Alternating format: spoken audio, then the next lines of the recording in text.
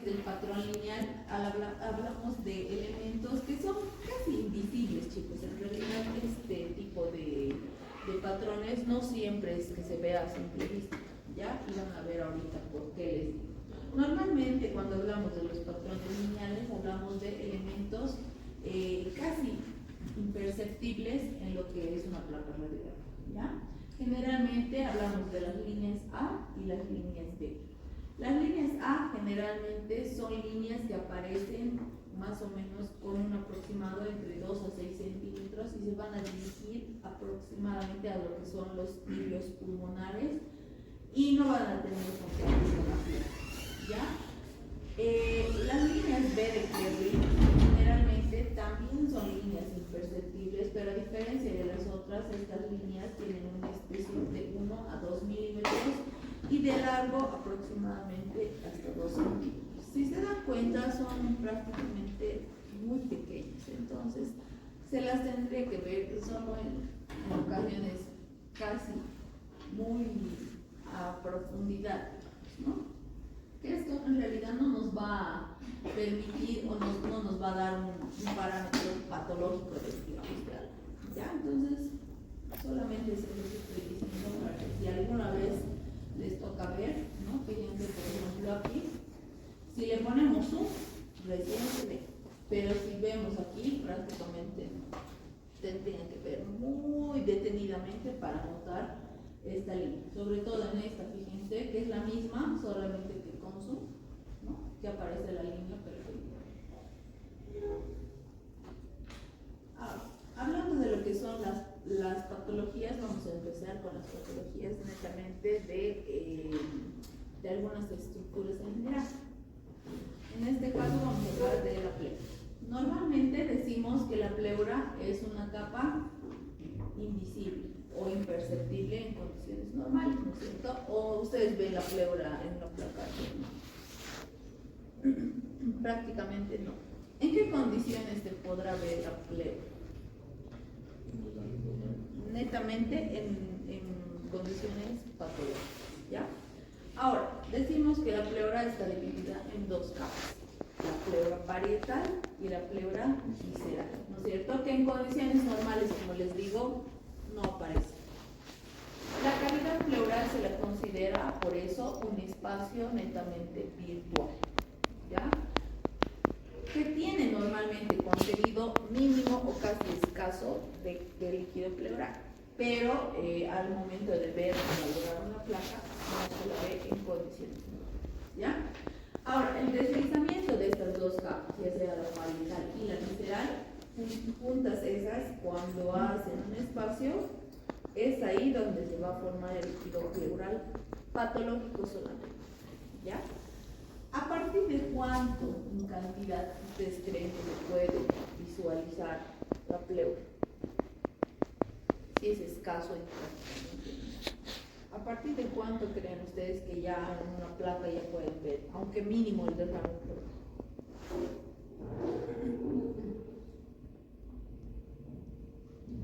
¿A partir de cuánto será?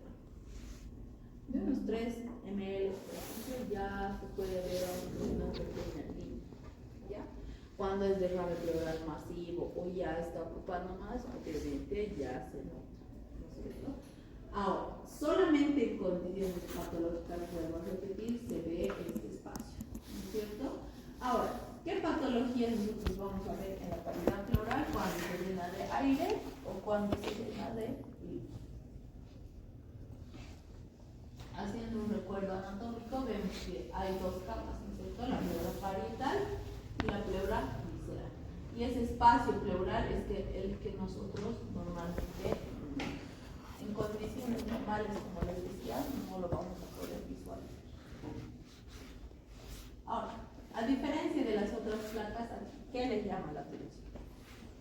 ¿Será una placa normal? ¿Qué les llama la atención? Vamos analizando y viendo. Y recuerden siempre ese dibujito de las botellitas, ¿no es cierto? ¿Cómo reconozco que es aire, agua, cuerpo extraño, densidad metálica? Y vayan viendo. Nos olvidamos por un momento de lo que es las técnicas, si está bien tomada, si está bien penetrada, si es PA, si es AP, ¿cierto? Normalmente, en el caso de que nosotros queramos ver patologías netamente de pulmón, ya saben que la proyección, digamos, de elección, de primera elección, porque no es la única, sería la postero anterior, ¿no es cierto? Seguida de la lateral. En este caso, ¿qué les llama la atención y por qué en el caso, digamos, de que logren describir algo, se han dado cuenta? Mientras van pensando, voy a llamar esto.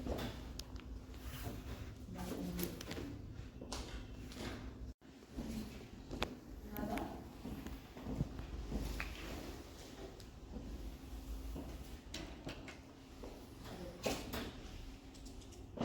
¿Qué han visto ahí? ¿Qué será? ¿Cómo se han dado cuenta? Porque dice ahí abajo.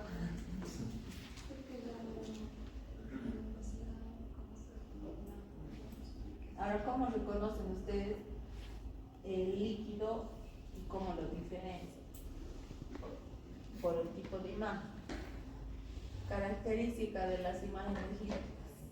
¿Qué nombre le hemos puesto? Imagen radio opaca. En este caso vemos una opacidad, entonces, no opacidad total, ¿no? Sino imagen radiolúcida, tendría que ser, ¿no? Ocupando lo que es la base del pulmón, ¿derecho o izquierdo? Derecho. Derecho. No se olviden siempre el lado contra la derecha. Entonces, diagnóstico, derrame pleural derecho, ¿no es cierto? En el otro, lo mismo, ¿no es cierto? Ahora, si vemos en caso de la segunda placa, las técnicas y demás, ¿será una placa que ustedes la tomarían en cuenta o la repetirían? La repetiría. Si bien se ve la parte líquida como tal, no es una placa que ustedes la tienen que tomar en cuenta para que pueda ser válida. En este caso de la segunda, la repetiría, ¿no? Por más, como les digo, que se note que hay líquido pleural, ¿en qué pulmón? ¿Derecho o izquierdo? Al revés, ¿no es cierto? No es mucho, pero sí se nota. Ahora, ¿por qué les repetiríamos la placa en la segunda foto, en la segunda imagen? Porque hay muchas estructuras que no se ven, ¿no es cierto? Como les digo, por más que ustedes estén buscando en un paciente, como en este caso, por ejemplo, estén sospechando en un derrame pleural y les entregan esta placa, ustedes repitan. ¿Por qué? Porque no se ve nada. Como les digo, si bien se logra ver, pero por ahí se están comiendo algo más, ¿no es cierto? Alguna otra patología más que probablemente por ahí esté apareciendo. Pónganse en la parte pulmonar que sea el causante para que este paciente haya tenido un derrame. Entonces, por eso siempre es importante fijarse si está bien tomada, si está bien penetrada, si está bien centrada, a dónde tiene que ir una postero anterior. ¿De acuerdo?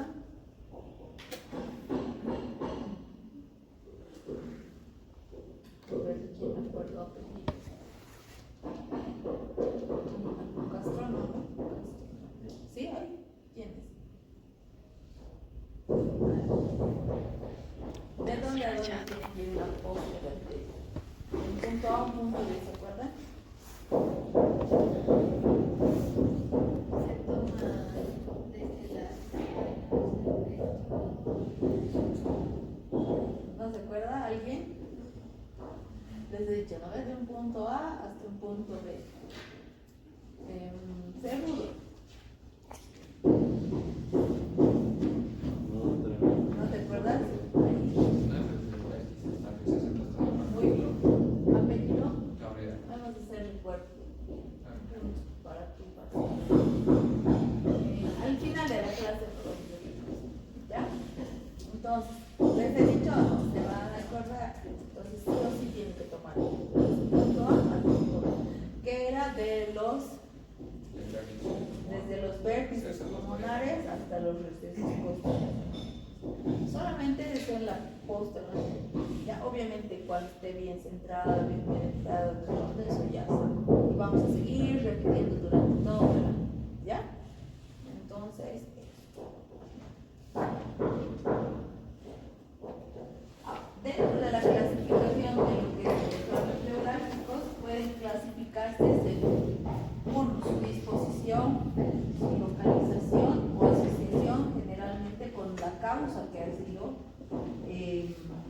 probablemente para que pueda darse el derrame pleural. En este caso pueden ser las lesiones directas o indirectas, ¿no es cierto? Por ejemplo, ¿cuáles serán las causas probables de los derrames pleurales, chicos? Analizamos un poquito.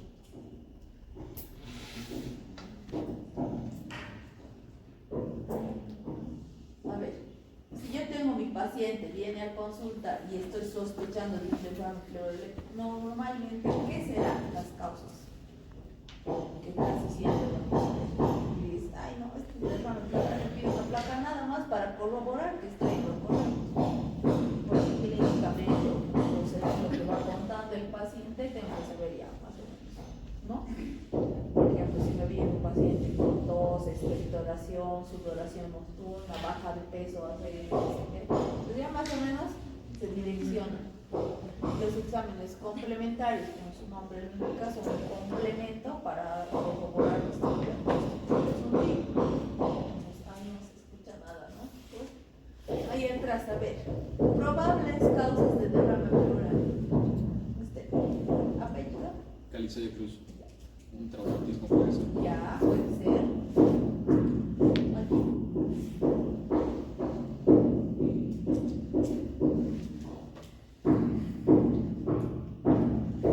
Ahí han hecho trauma, ya bien, dependiente. Puede ser. Aquí.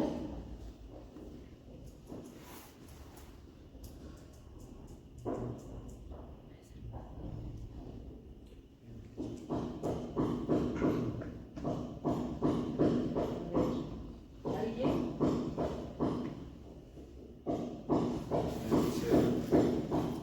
Quisiera. Puede ser. Aquí.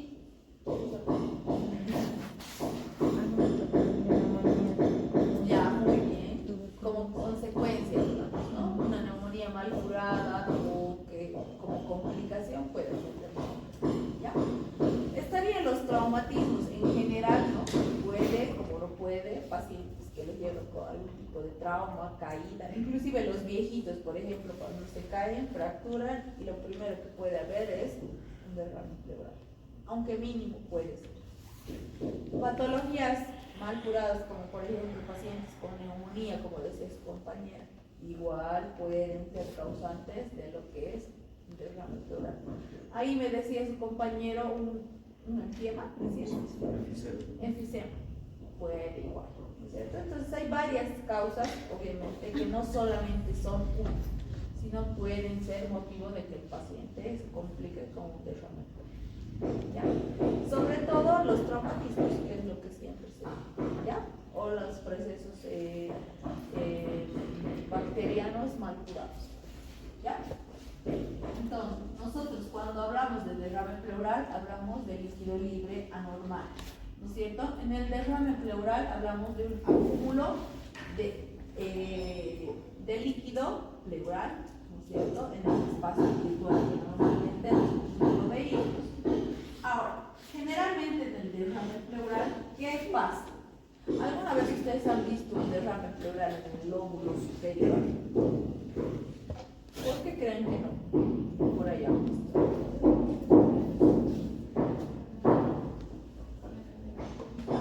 Normalmente, ¿qué pasa con el líquido? Siempre se va a ir a la parte más declive del lóbulo. En este caso, entonces, empezaría de la parte más baja y dependiendo las horas o el diagnóstico del paciente, ese líquido puede empezar a aumentar. Entonces, como cuando dejas el grifo abierto con la manga cerrada, ¿qué pasa? Empieza a aumentar. Lo mismo pasa con estos pacientes, ¿no? Puede empezar con un derrame pleural mínimo y va subiendo dependiendo también del estado general del paciente, ¿ya?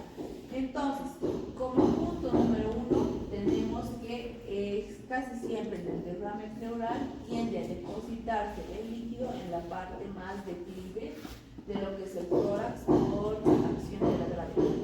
Ahora, normalmente si yo agarro y le pongo a mi paciente en decúbito, ¿será que ese líquido adopta la forma del paciente o de la posición del paciente? Sí. ¿No es cierto? Por ende, si el líquido es abundante, tú le haces escuchar al paciente, ¿qué va a pasar con ese paciente? va a empezar a inquietarse, va a empezar un poquito de malestar al momento de la respiración, ¿no es cierto? ¿Por qué cree? Porque ese líquido va a empezar a ocupar casi la mayor parte del pulmón. Es posicional generalmente, sí. Pero ¿qué pasa si el paciente se sienta? De nuevo empieza a respirar, ¿no es cierto? Entonces, ese es el único caso en el que el líquido presenta en realidad los cambios según la posición. ¿Alguna vez han visto a algún paciente con derrame pleural? ¿O han auscultado o algo? Normalmente cuando el líquido es abundante, si ustedes lo echan al paciente, el paciente se va a inquirir, no va a poder respirar. ¿Por qué? Porque ese líquido va a empezar a ocupar casi gran parte del líquido. Por lo tanto, empezará a haber insuficiencia respiratoria. Solamente de acuerdo a la posición que va a adoptar. Peor aún si el paciente tiene líquido ocupando gran parte del pulmón. Si es mínimo, no es tanto. Es más, si el líquido es relativamente escaso, a veces el mismo organismo hace que se elimine solo. ¿Qué pasa en el derrame pleural masivo, por ejemplo? Nosotros dejamos que ese líquido siga ahí. ¿Qué tenemos que hacer? Sacar ese líquido. Normalmente, ¿qué hacemos nosotros con este líquido? Extraerlo, obviamente, colocando un tubo de arenamiento, ¿no es cierto? Que eso generalmente lo hacen. Pero, ¿qué pasa si ustedes tienen un paciente con derrame pleural masivo y están en el campo? ¿Qué hay? Ese líquido sí o sí debe sacarse, ¿no? Porque el paciente va a estar empezando a tener insuficiencia respiratoria, inclusive puede entrar en paro respiratorio, ¿no es cierto? Colocamos el tubito, pero ¿dónde sea? Ya, generalmente, seguramente ustedes van a verlo eso en cirugía, porque sí o sí se necesita saber. Vamos a ver esto, ¿dónde más o menos? Ahora cuando veamos ecografía, ¿dónde se hace exactamente la función guiada por ecografía? Ya, en el caso de que ustedes tengan a mano el tronco. Si no lo tienen, normalmente tenemos que trazar una línea a nivel de lo que es el hueco axilar y en el cuarto al quinto espacio interno. Ahora, normalmente se coloca un tubo, ¿cierto? Pero si no tenemos el tubo, ¿qué pondría? Como para salvar el momento. Porque muchas veces no es que vamos a tener, inclusive algunas cosas que se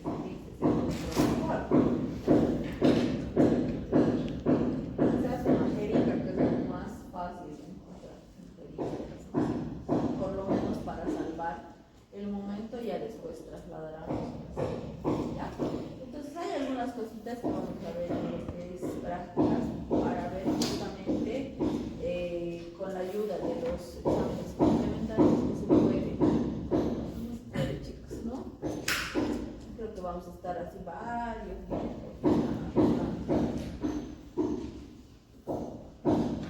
Ahora, dentro de las causas más comunes de lo que es el derrame pleural, vamos a mencionar pacientes con insuficiencia cardíaca, que son pacientes candidatos, casi un 90%, al ser un derrame pleural mucho más fácil. Pacientes con procesos inflamatorios o infecciosos mal curados, como decía aquí su compañera, las neumonías mal curadas o las bacterianas, que siempre casi como complicación hacen derrame pleural. No siempre, ¿no? Pero en su mayoría. ¿Ya? Pacientes con procesos neoplásicos primitivos o metastásicos, ¿no? En etapas terminales, ¿no? Pacientes casi siempre van a fijarse cuando ustedes vayan al hospital, los pacientes oncológicos casi siempre o hacen derrames pleurales, o hacen neumotoras, o hacen ascitis, ¿no es cierto? Es como complicación de su patología de base. Aquí nos faltaría lo que es procesos o pacientes con algún tipo de traumatismo, heridas, golpes, ¿no es cierto? Que pueden igual tener como causa un derrame. ¿Ya?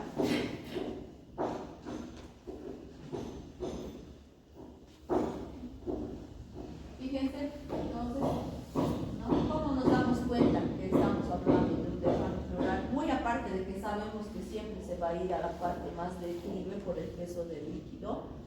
El tipo de imán, casi siempre las cosas líquidas, o en este caso el derrame pleural, tendrá una imagen radio lúcido. ¿Estoy bien?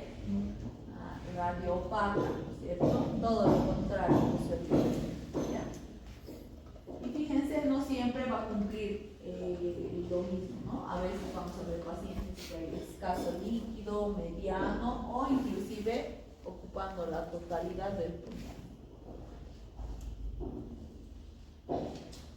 La distribución típica generalmente se presenta cuando nosotros vemos en nuestro paciente que el líquido generalmente se pone en la base del líquido, ¿no es cierto? Esa sería la distribución más típica o patognomónica, digamos, de lo que es el derrame pleural. ¿Ya? Ahora, normalmente en lo que es derrame pleural vemos que a partir de 250 ml de líquido pleural ya podemos visualizar en nuestros rayos. El diagnóstico será netamente radiológico, o qué otro método más podríamos usar para ver si hay líquido pleural. ¿Cuál más sería nuestra opción si no es rayos X?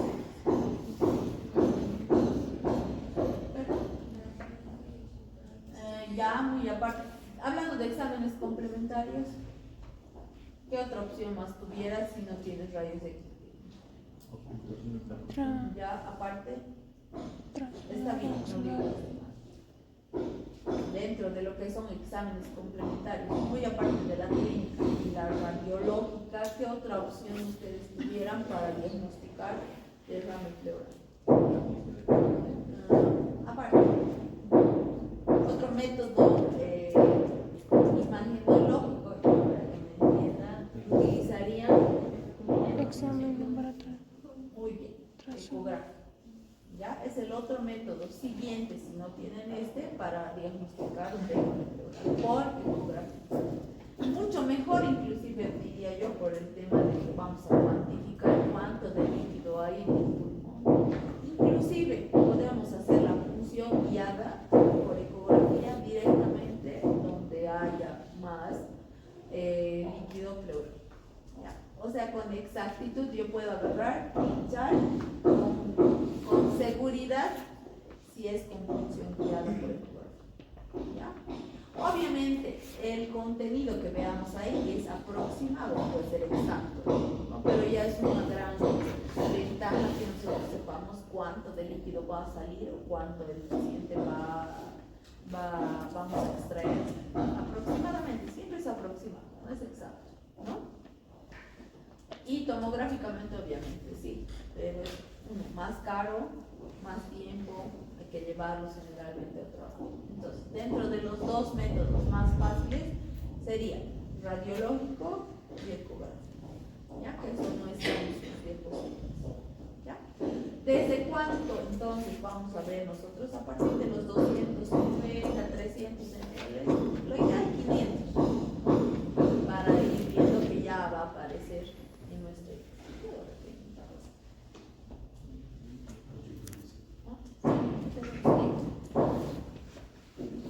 normalmente en lo que es derrame pleural hay la formación del signo del Médici, ¿ya? Que es un efecto combinado entre la presión positiva y negativa tanto del aire como del agua. ¿Cierto? Ambas presiones van a formar este signo que lo vamos a ir viendo en prácticas, como me doy cuenta yo que es derrame pleural. Muy aparte de algunas cosas que hemos ido mencionando, hay algunas cosas que nos faltan tal vez. ¿Ya?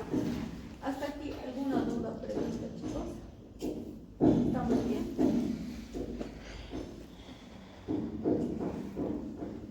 La distribución normalmente de lo que es el derrame pleural tiene, y nos vamos a basar casi en todas las patologías de lo que son los signos radiológicos. ¿Ya? Normalmente en lo que es el derrame pleural o subpulmonar va a haber una aparente elevación del hemidiafragma, ¿ya? Por el contenido líquido.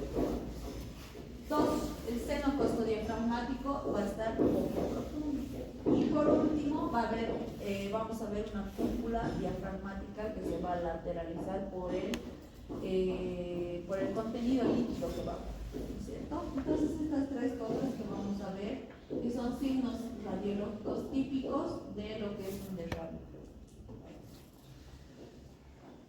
Dentro de las proyecciones que ustedes van a solicitar para ver si su paciente evidentemente tiene derrame pleural, es la proyección postero-anterior y una lateral.